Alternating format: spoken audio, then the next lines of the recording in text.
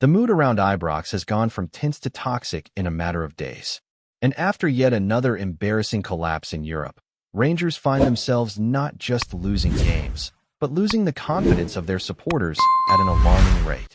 Sunday's clash might be just another fixture on paper, but inside the stadium and within the walls of the club, the pressure is building to dangerous levels.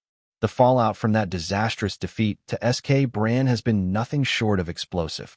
A 3-0 thrashing in Norway has left Rangers' Europa League hopes on life support. And the fans? They've had enough. They're not just upset, they're livid. And that fury is no longer limited to online posts or chants in the stands. It's now erupting face-to-face, directly at the people in charge. Sporting director Kevin Thelwell and CEO Patrick Stewart were once again confronted by furious supporters, this time at Bergen Airport, just hours after that humiliating result. Caught on camera, the scenes were tense, loud, and very real. Two men being held back by security, shouting at club officials, pouring out the frustration of thousands. One of them yelling, "Get yourself to F and F off." The other, shaking with emotion, saying, "This is our life. This is everything to us." And you know what? For Rangers fans, that isn't just a dramatic outburst. That's exactly how it feels right now. This is a club with history, with expectation, with a fan base that lives and breathes every match day.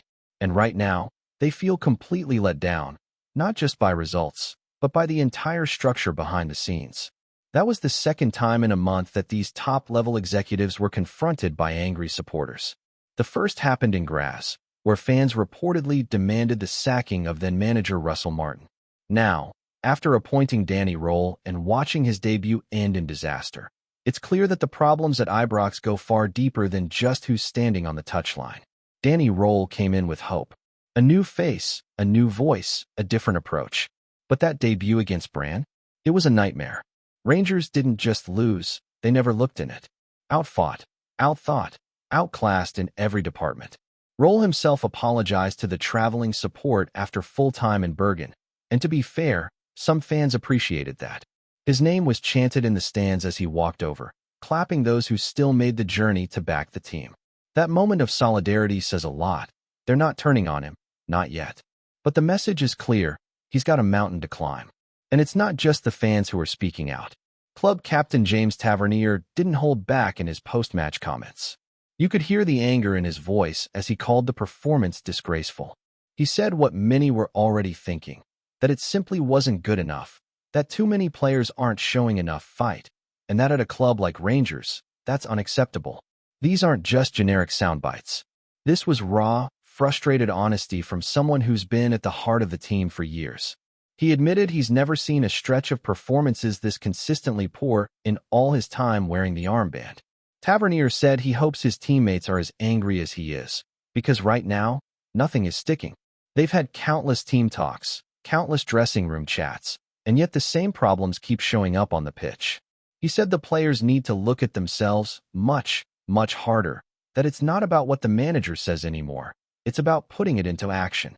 He pointed out something that really cuts deep. Rangers are being made to look easy to play against. There's no grit, no urgency, no aggression, and that's a damning reflection on the entire squad. And here's the thing. Rangers aren't just struggling in Europe. Their domestic form has been patchy at best. Next up, it's a home game against Kilmarnock, and then a trip to Hibernian, all before the high-stakes Old Firm semi-final. There's no time for settling in. Rohl has been thrown into the fire, and he's expected to deliver instantly. But can he? That's the big question. Because what we saw in Bergen wasn't a team that needs a tactical tweak. It was a team that looked mentally and physically lost. Even Stuart Kettlewell, Kilmarnock's manager, admitted how hard it is to prepare for Sunday's clash. With a new coach in charge at Rangers, there's barely any data to study. Kettlewell said his team usually analyzed the last 3 matches of an opponent to plan their approach, but in this case, they're flying blind. Still, he's taking it as a challenge. Watching Rohl's first game, trying to read the patterns, the style, the intent. But even he admitted, this Rangers side is a mystery right now. And that's the problem. After months of inconsistency, after managerial changes and boardroom unrest, Rangers don't have an identity. What kind of football are they trying to play? Who are the leaders on the pitch? What's the plan? These are the questions fans are screaming out for answers to, and right now, nobody seems able to answer them. The reality is brutal. 3 games into the Europa League group stage, and Rangers are sitting with 0 points. They need something close to a miracle to qualify, and even more worrying, they look a million miles away from being the kind of team that can pull that off. The talent is there, on paper. But football isn't played on paper. It's played in moments, in duels, in desire. And this squad, as Tavernier admitted, isn't showing enough of any of that. You can sense the disconnect between fans and players, between the support and the boardroom, even between the squad and their own performances. When a team doesn't fight, doesn't respond, doesn't improve, people stop believing. And right now, Rangers are on the edge of that cliff. If Danny Rohl didn't realize the size of the task he was taking on, he certainly does now. Because what's become painfully obvious is that this isn't just about changing tactics or finding the right formation. This is about rebuilding trust. Trust between players and fans, trust in the leadership of the club, and even trust within the dressing room itself. You look at this Rangers squad, and what jumps out isn't just a lack of quality in certain moments. It's a lack of belief, a lack of unity, and a complete absence of confidence when things start to go wrong. And that's the real danger. Because when belief disappears, teams crumble. That's what we saw against Brann. It wasn't just a tactical defeat, it was a mental collapse. The moment the first goal went in, heads dropped. You could see it. There was no rally, no grit, no fire. Just players going through the motions, while a Norwegian side, far less resourced, and with no business dominating at this level, played with hunger and clarity.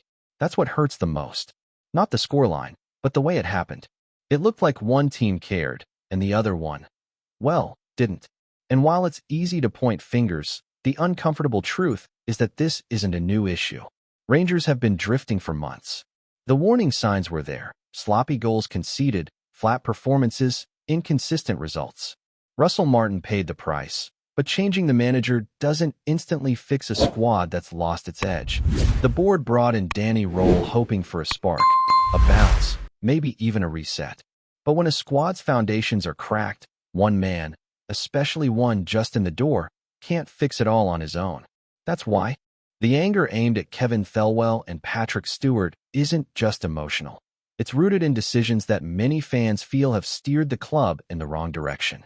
From recruitment that's failed to deliver, to managerial appointments that haven't worked, to a perceived lack of transparency, there's a growing feeling that the people in power are out of touch with what this club truly represents. And when results go south, that disconnect turns to fury. The confrontations in Graz and now in Bergen are a symptom of something deeper, a fan base that feels ignored, taken for granted, and desperate to be heard. What makes it all more intense is the timing. This season was supposed to be a bounce-back campaign. After a year of underachievement, there was talk of rebuilding, of resetting the culture, of returning to the Rangers' identity. Instead, the season has quickly become a slow-motion car crash. 3 straight losses in Europe, dropped points domestically, and performances that suggest a team with no clear direction. That's not a rebuild, that's a breakdown. And while Danny Rohl is still new, the spotlight is already on him. The fans were willing to give him time, especially after seeing how poorly the squad performed under the previous regime. But there's no honeymoon period at Ibrox, not when the badge on your chest comes with that level of responsibility. Rohl's first home game is now a high-pressure test. Kilmarnock are coming in prepared, disciplined, and smelling blood. They know Rangers are vulnerable. They know the atmosphere in the stadium is tense, and they'll look to capitalize on that from the first whistle. The problem for Rohl is that he doesn't yet know who he can rely on. You can tell he's still figuring out which players have the mentality to fight through this storm. He's probably looked around that dressing room after the Brann match and asked himself some serious questions, not just about who's talented, but about who's committed. Because right now, Rangers don't need fancy football. They need fighters. Players who will dig in, who will press, tackle, cover ground, even when things aren't going their way. That's the only way to claw back momentum. One of the biggest concerns is leadership on the pitch. Tavernier's comments were brutally honest, but the fact he even has to say those things is worrying in itself. How many times have Rangers fans heard similar interviews over the past year? Players apologizing, calling for unity, promising to do better. And yet, the same issues keep resurfacing. Eventually, words lose meaning. Fans stop listening. They want to see it. In tackles, in reactions, in how players respond after going a goal down. That's where respect is earned. And right now, Rangers aren't earning it. Then there's the question of recruitment. This squad, on paper, should be doing far better. But paper doesn't win games. Some of the summer signings have failed to hit the ground running, and others simply don't look ready for the demands of Scottish football. It's a tough league, physical, intense, emotionally charged. And if you're not up for the fight every single week, you get found out. That's what's happening now. Rangers don't look like a team built with a clear plan. There are pieces missing, both in terms of quality and character. The fans can see it. And that's why the frustration has boiled over. It's not just about one result in Europe. It's about patterns. A club like Rangers shouldn't be scraping performances together. They should be setting the standard, dictating games, making teams fear coming to Ibrox. But right now, it's the opposite. Opponents see a soft underbelly. They see uncertainty. They know that if they press hard enough, if they stay organized, chances will come. That aura, that fear factor, it's gone. And winning it back takes more than slogans. It takes results. This weekend, then, becomes more than just 3 points. It's a chance to restore pride, to show that this group isn't as broken as it looked in Norway, to give Rohl something to build on, and above all, to give the fans a reason to believe again, even if it's just a flicker. Because if the performance is flat, if the effort is lacking, if the same mistakes happen again, the reaction won't be quiet. It'll be louder than ever. And make no mistake, the players know it. You can feel the pressure in every comment, every glance, every post-match interview. They're walking a tightrope now. One more slip, and the season could unravel completely. It's up to them, not the board, not the manager, not the fans, to change the mood. That starts with fight, with desire, with showing, not telling. Before we continue, make sure to subscribe to our channel and turn on notifications to get all the exclusive news about Rangers FC. Don't overlook any details about your beloved team. It's crucial for Rangers FC fans. In a move that has sent shockwaves through Scottish football circles, whispers are circulating that Lynden Dykes has called time on his stint with Birmingham City and is set to don the famous blue of Rangers. The striker, whose tenacity and eye for goal have made him a familiar figure in the championship, is reportedly closing in on a deal that could see him return to Scottish soil with one of the country's most storied clubs. Sources close to the player claim that talks have been positive and that Dykes is eager to embrace a new challenge, one that promises both the limelight and the chance to compete at the pinnacle of Scottish football. While Birmingham supporters will no doubt feel the sting of losing a player of his caliber, the allure of Ibrox, coupled with Rangers' storied history in domestic and European competitions, seems to have been too strong for the striker to resist. Though nothing has been officially confirmed, insiders suggest that a formal announcement could be imminent, sparking anticipation among Rangers fans who are already imagining Dykes leading the line in the iconic red, white, and blue.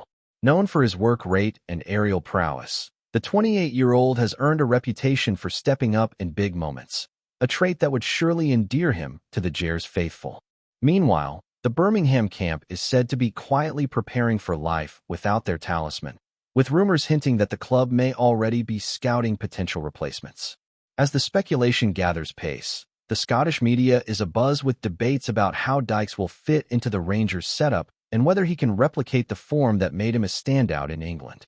Whether this saga ends in a dramatic transfer announcement or merely a tantalizing tease, one thing is clear: the chatter around Lynden Dykes' next move is dominating headlines, and for many, it marks the start of a new, intriguing chapter in Scottish football. Fans will be watching closely, hopeful that the striker's switch could inject fresh firepower into a Rangers squad eager for domestic glory and European adventures alike. Greetings, fans. Make sure to hit that like button and subscribe to the channel, as it's greatly appreciated by Rangers FC. And don't forget to share your thoughts on the news in the comments section below. Until the next video, stay tuned.